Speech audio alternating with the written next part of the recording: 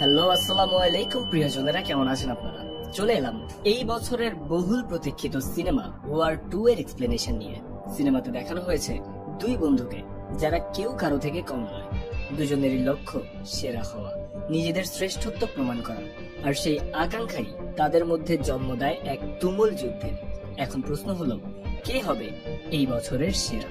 চলুন আর কথা না বাড়িয়ে শুরু করা যাক আজকের সিনেমার এক্সপ্লেনেশন। ভিডিওটি শুরু করার আগে একটি ছোট্ট অনুরোধ, ভিডিওটি ভালো লাগলে লাইক দিন এবং কমেন্ট করে জানান আপনার পছন্দের মুভির নাম। গল্পের শুরু জাপানের কামাকুরা শহরে এক মাস্টারের ৭৫তম জন্মদিন উদযাপনের মধ্য দিয়ে। হঠাৎ মাস্টারের এক শিষ্য জানায় সে আসছে, আপনি পালিয়ে যান। কিন্তু মাস্টার মৃদু হেসে বলে, তাকে আসতে দাও। কিছুক্ষণ পরেই সেখানে আমরা মেজর কবিরকে দেখতে পাই। মাস্টার জিজ্ঞেস করেন, তুমি কি একা? কবির জানায়, হ্যাঁ। মাস্টার তার পোষা নেকড়েকে কবিরকে মারার জন্য পাঠায়, কিন্তু কবির উল্টো সেই নেকড়েকেই পোষ মানিয়ে ফেলে। কবির মাস্টারের কাছে এসে বলে, আজকে তোমার জন্মদিন নয়, আজকে তোমার মৃত্যুদিন। মাস্টার জানায় আজ তার ৭৫তম জন্মদিন হলেও সে ১০০ বছর পর্যন্ত বাঁচতে চায়।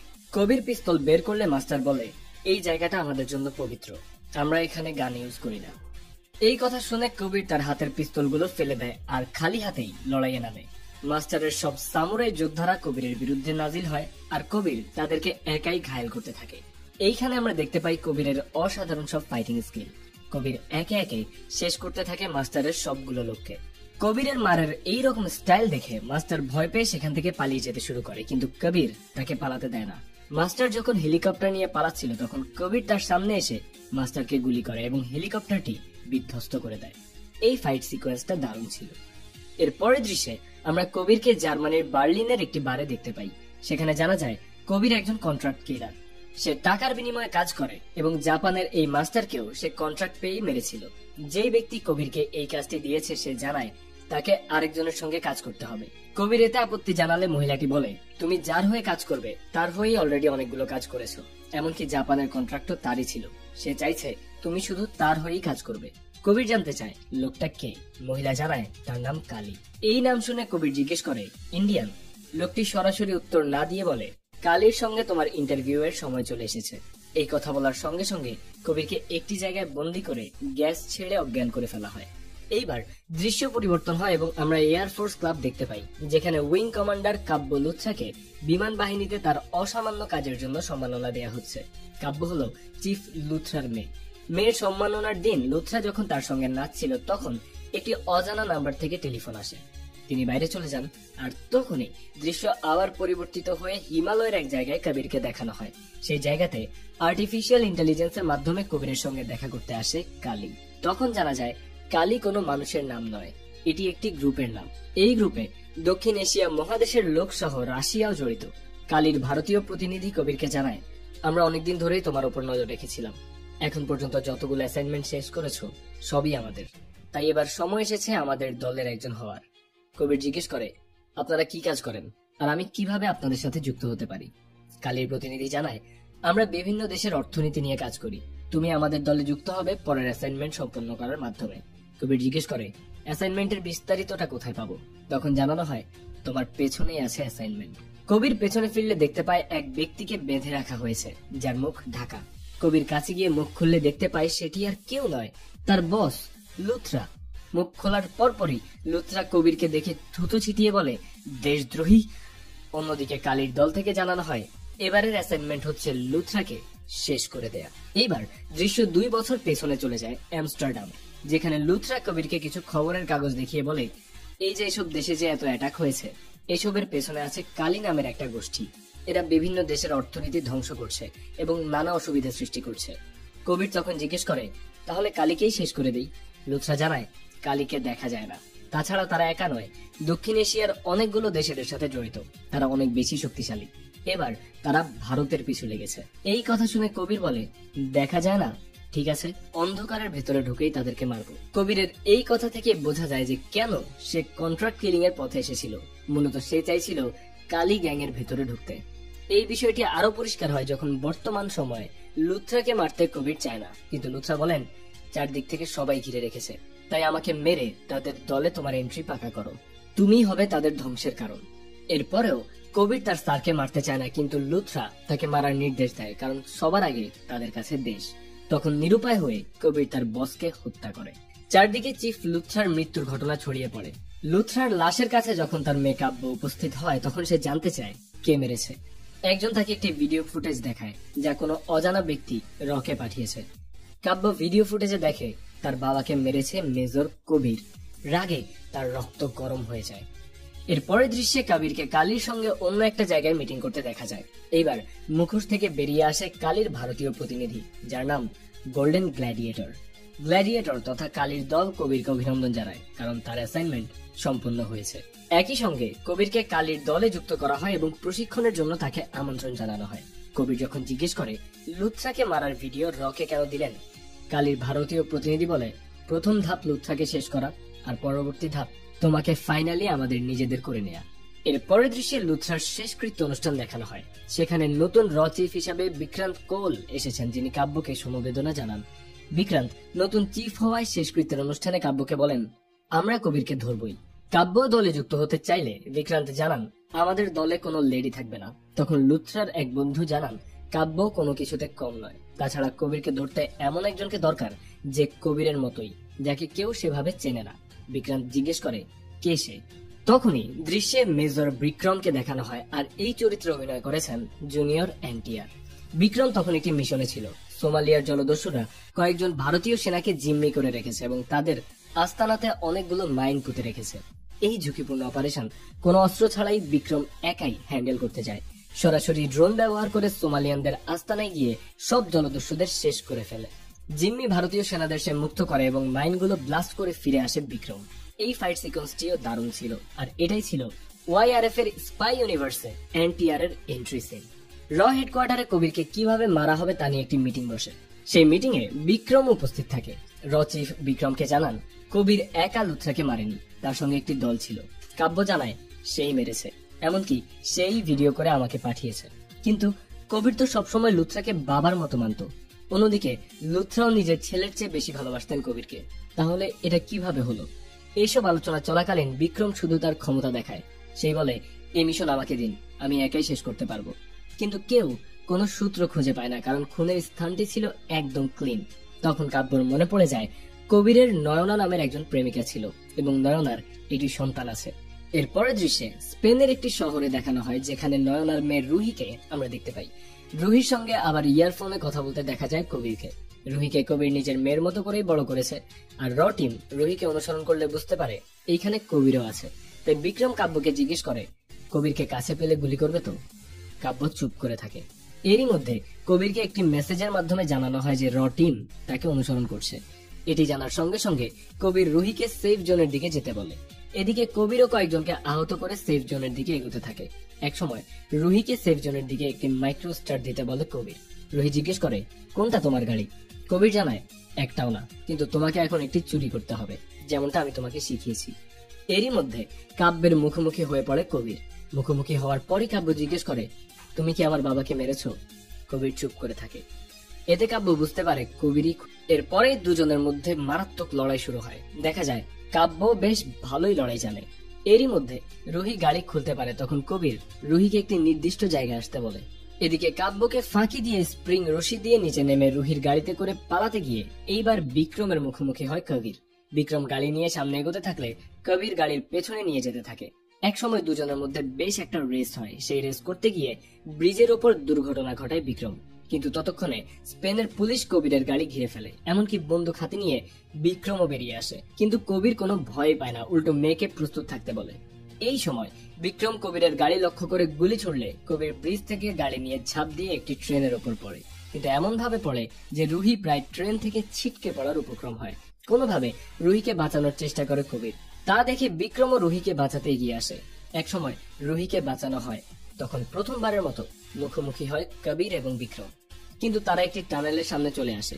যদি ট্রেন টানেল পর্যন্ত যায় তাহলে পুরো ট্রেনটি বিধ্বস্ত হবে। অন্যদিকে ট্রেনে অনেক যাত্রী, আবার কবির এবং তার মেয়ে শুধু ইঞ্জিনে আছে। তাই ট্রেনের সবাইকে বাঁচানোর জন্য টানেলের আগে ট্রেন থেকে ইঞ্জিন খুলে ফেলে সবাইকে বাঁচায় বিক্রম। অন্যদিকে কবির আর রুহি নদীতে ঝাঁপ দেয়, আর সেই যাত্রায় কবিরকে ধরতে তারা ব্যর্থ হয়। কবির এরপর রুহিকে নিয়ে হিমাচল প্রদেশের মানালিতে আসে। যারা ওয়ার দেখেছেন তাদের নিশ্চয়ই খালিদের কথা মনে আছে। খালিদের মা এই মানালিতেই থাকেন। তার বাড়িতেই রুহিকে নিয়ে আসে কবির। অনেকদিন পর কবিরকে দেখে খালিদের মা খুব খুশি হন। কবির যখন রুহির নিরাপত্তার দায়িত্ব তার কাছে দেয়, তখন খালিদের মা গর্বের সঙ্গে সেই দায়িত্ব নেন। এরপর কবির ইয়েমেনের জঙ্গি ঘাঁটিতে যায়। সেখানে সে কালীর ভারতীয় প্রতিনিধির সঙ্গে দেখা করে। কালীর ভারতীয় প্রতিনিধি আবার একটি মিশন দেয় কবিরকে। কবির বলে রয়ের মধ্যে কোনো বন্ধু থাকলে ভালো হতো। কালীর প্রতিনিধি আপাতত কেবিনেটের বন্ধুকে দেখায় এবং একটি ভিডিও দেয়। ভিডিও ওপেন করলে দেখা যায় কালীর সঙ্গে লুথরার বন্ধুও যুক্ত ছিল, যিনি আবার নিজে থেকে বিক্রমকে কবিরকে মারার জন্য নিয়োগ করেছেন। তাহলে কি বিক্রম ও কালীর লোক? এই কারণে কি সুযোগ পেয়েও কবিরকে সে মারেনি? এর উত্তর আরেকটু পরে জানা যাবে। কালীর প্রতিনিধি এবার জানায় ভারতীয় ব্যবসায়ী সার্নি পরিবার চার্টার্ড প্লেনে ভারতে যাবে।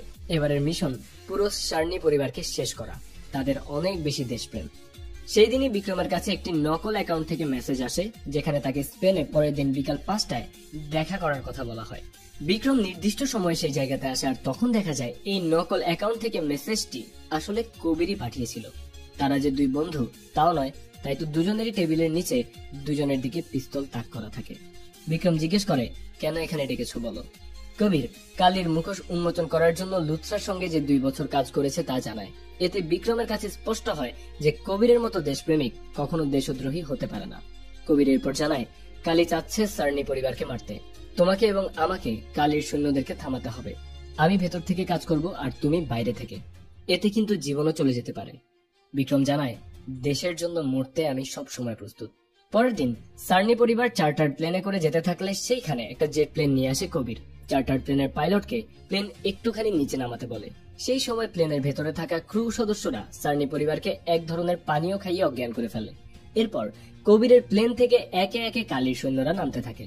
যখন তারা চার্টার্ড প্লেনে ঢুকবে, তখন আগে থেকেই প্লেনে থাকা বিক্রম সবার সঙ্গে লড়াই করতে থাকে। এক সময় লড়াইয়ের জন্য প্লেনের ওপরেই উঠে যায়, আর সেখানে লড়াই করতে করতে বিপদে পড়লে কবির এসে যোগ দেয় তার সাথে। দুজনে মিলে তখন সবাইকে শেষ করে দেয়, এমনকি যে প্লেনটিকেও। এরপর দুজনেই চার্টার প্লেনে চলে আসে। যে ক্রু সবাইকে পানীয় খাইয়ে অজ্ঞান করেছিল তাকেও মেরে ফেলে বিক্রম। এ পর্যায়ে বিক্রমের আসল মুখোশ উন্মোচিত হয়। সে সার্নি পরিবারকে ঘুমন্ত অবস্থায় মেরে ফেলতে থাকে। তা দেখে কবিরের আর বুঝতে বাকি থাকে না যে বিক্রম কালীর দলেরই একজন। বিক্রম তখন কবিরকে বলে, তুমি সব সময় বন্ধু চিনতে ভুল করো। কিন্তু বিক্রম এবার কবিরকে মারে না। সে জানায় পরের বার দেখা হবে। এই বলে একটি প্যারাশুট নিয়ে সে কবিরকে প্লেন থেকে নিচে ফেলে দেয়। কবির নিচে পড়া অবস্থায় শুধু বিক্রমকেই দেখতে থাকে। কবির বিক্রমকে দেখতেই থাকে, কারণ বিক্রম কবিরের ছোটবেলার বন্ধু রঘু। এই পর্যায়ে রঘু আর কবিরের একটা ছোটবেলার দৃশ্য দেখানো হয়। দুজনেই ছিল অনাথ।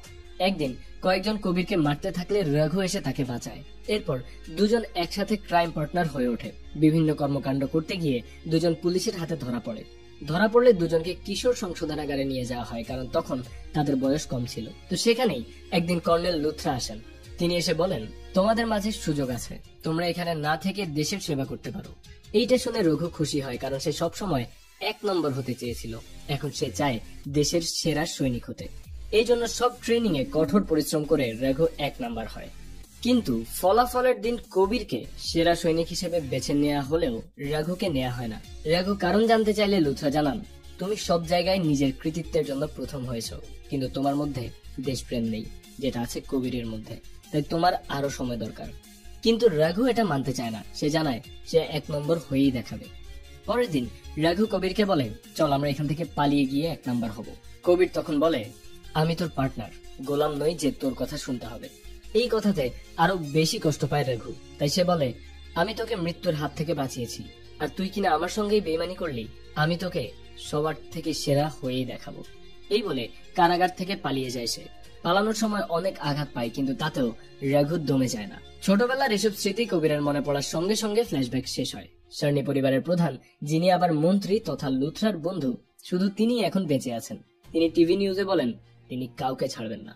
এরই মধ্যে কালীর ভারতীয় প্রতিনিধি, যার আসল নাম গোলাটি, সে বিক্রমকে ফোন করে বলে, প্লেনে কবিরকে মারলে না কেন? বিক্রম জানায় সে পালিয়ে গিয়েছে। গোলাটি তখন বলে, পরের বার কবিরকে যেখানে পাবে সেখানেই তাকে শেষ করবে। বিক্রম জানায়, কবিরকে এখন শুধু আপনার কাছেই পাওয়া যাবে, তাই যেখানে যাবেন সেখানকার ঠিকানা দিয়েন। গোলাটি শুধু হাসিতেই উড়িয়ে দেয়, কারণ সে তো সেফ হাউসে থাকবে, সেখানে কেউ তার নাগাল পাবে না। কিন্তু দেখা যায় যে গোলাটির জাহাজে ঠিকই চলে আসে কবির। তারপর এক এক করে সবাইকে মেরে গোলাটির কাছে যায়।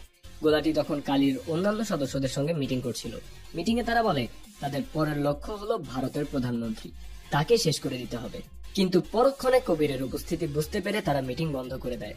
এরপর কবির যখন গোলাটিকে মারতে যাবে তখন হেলিকপ্টার থেকে কবিরকে লক্ষ্য করে গুলি চালায় বিক্রম। কিন্তু এইবার কবির বিক্রমকে রঘু বলেই ডাকে, আর তাই আমরাও তাকে রঘু বলেই ডাকতে পারি। দুজনের পুরাতন বন্ধুত্বের কথা সেখানে উঠে আসে। আর এক পর্যায়ে রঘু গোলাটিকে জিজ্ঞেস করে, আমি কালীর জন্য এত কিছু করার পরেও এই জায়গার ঠিকানা পেলাম না, কিন্তু কবির কিভাবে পেল? গোলাটি বলে, কারণ হয়তো কবির তোমার থেকে বেটার। এই কথাটা শুনেই তীব্র রাগে রঘু নিজেই গোলাটিকে মেরে ফেলে।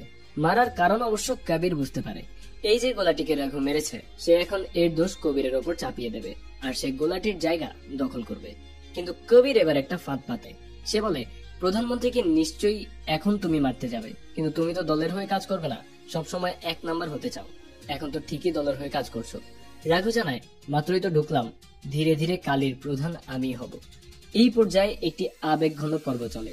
কবির জানায়, 20 বছর ধরে তোমাকে আমি খুঁজেছি, কোথাও পাইনি। অন্যদিকে রঘু বলে, আমি সব সময় তোকে চোখে চোখে রাখতাম, সব সময় সব খবর রাখতাম, সেই ক্ষেত্রে কখনো কোনো ভুল করিনি, কিন্তু এখন আমি একটা ভুল করব।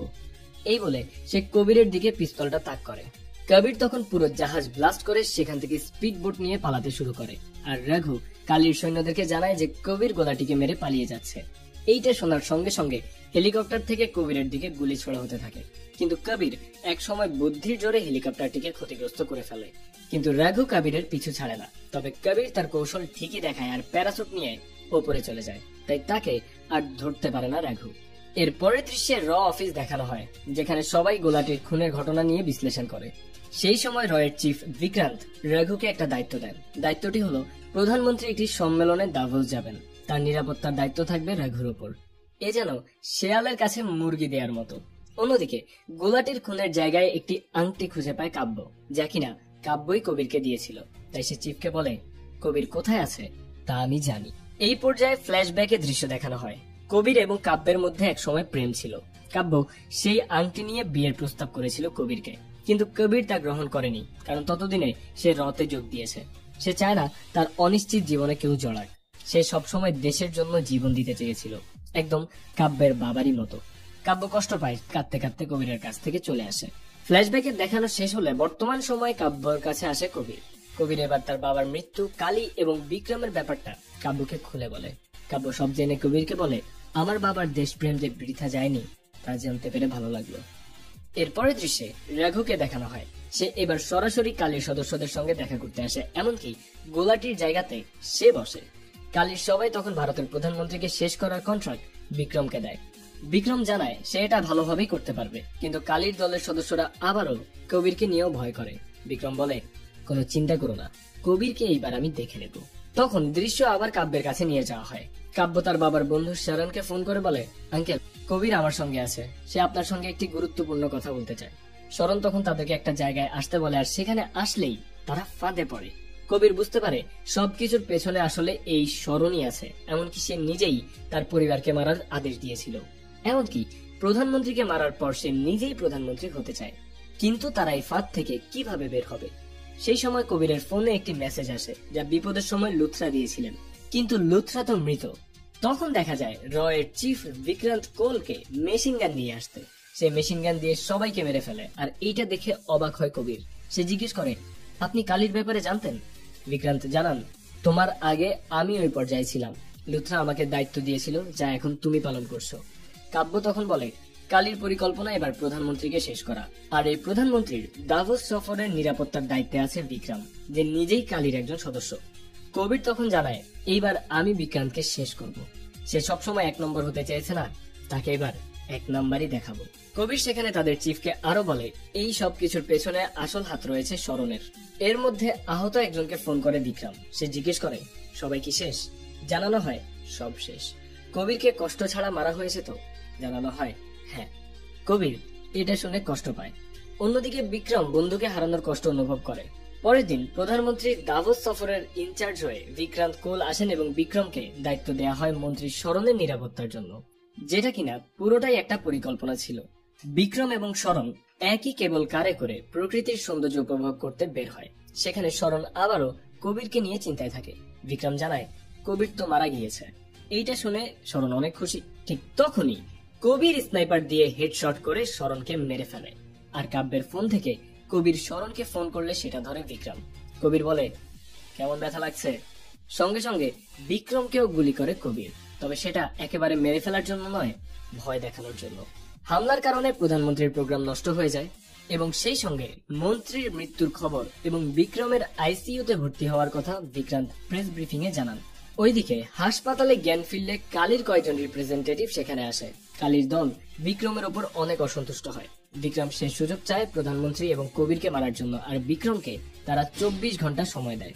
সে হাসপাতাল থেকে কবিরকে ফোন করে বলে, আর কোনো লুকোচুরি নয়, এইবার সামনাসামনি আমাদের লড়াই হবে। কবির জানায়, ঠিক আছে, লোকেশন পাঠিয়ে দিস। এদিকে বিক্রান্ত কবিরকে যেতে নিষেধ করে, কারণ একইভাবে লুথরা মারা গিয়েছিল। কাব্য বাধা দেয়। কবির জানায়, এবার এটা আমার ফান্ড, আমার কিচ্ছু হবে না, আপনারা প্রধানমন্ত্রীকে নিয়ে ভারতে ফিরে যান। এরই মধ্যে কবির বিক্রমের লোকেশনে চলে আসে, আর বিক্রম তথা রঘু কবিরকে একটা ভিডিও দেখায়। মূলত তারা আগে থেকেই ফোনে যুক্ত ছিল।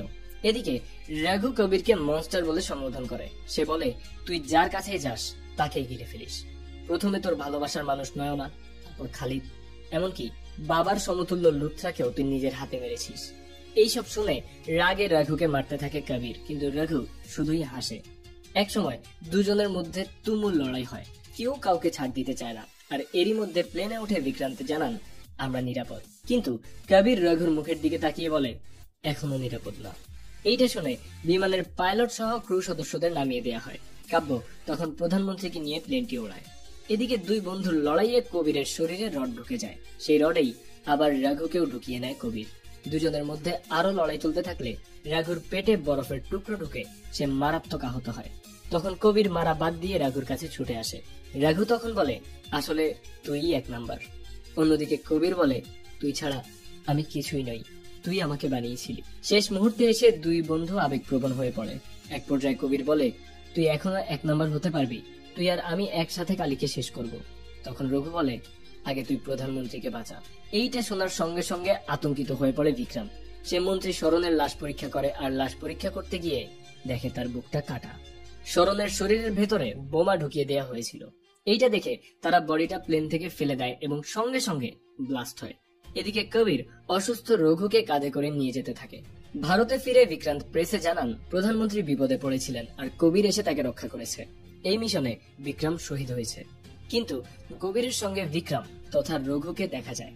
দুইজনে মিলে কালীর সব দেশের সদস্যকে একে একে মেরে ফেলে। মেরে ফেলা শেষ হলে রঘু কবিরকে জিজ্ঞেস করে, তুই যে সবাইকে বললি আমি মারা গেছি, এখন যদি সবাই জানে যে আমি বেঁচে আছি তাহলে কি হবে?